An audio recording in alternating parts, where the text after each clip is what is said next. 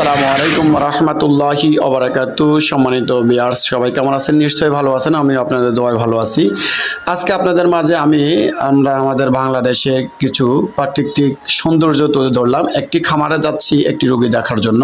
তো চিন্তা করলাম আসলে প্রবাসে আজকে অনেক দিন যারা বিদেশে আছেন, ধরেন 2 বছর, 5 বছর, 10 বছর, 15 বছর, 20 বছর হয়ে গেছে, কিন্তু বাংলাদেশের আসলে প্রাকৃতিক সৌন্দর্যটা ওনারা উপভোগ করতে পারে না। তখন চিন্তা করলাম ওনাদের কথা চিন্তা করে এই ভিডিওটি করলাম ওনাদের জন্য। এবং আমি আসলে চেষ্টা করেছি, কেমন হয়েছে জানি না। তারপরেও আপনারা আমার পাশে থাকবেন এবং এইভাবে সুন্দর সুন্দর ভিডিও যেন আপনাদের মাঝে আমি উপহার দিতে পারি। এবং সবাই আমার এই চ্যানেলটি সাবস্ক্রাইব করবেন এবং শেয়ার করবেন, লাইক কমেন্ট করে যাবেন।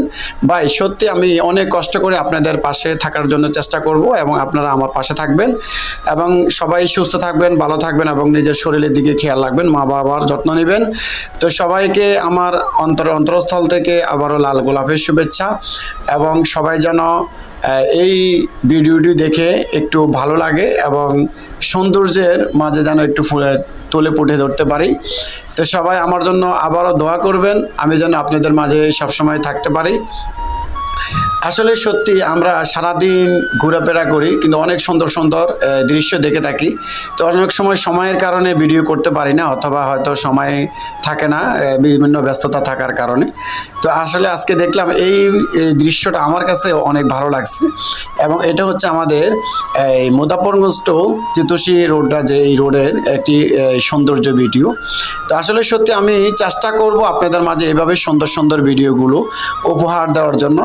তো সবাই আমার পাশে থাকবেন এবং আমার চ্যানেলটি আবারও সাবস্ক্রাইব করবেন এবং শেয়ার করবেন এবং লাইক কমেন্ট করে যাবেন।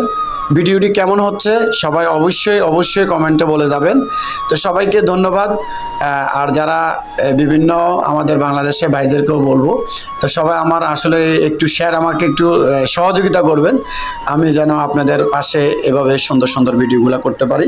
তো সবাইকে ধন্যবাদ। আসসালামু আলাইকুম রহমতুল্লাহি ওয়া বারাকাতুহু।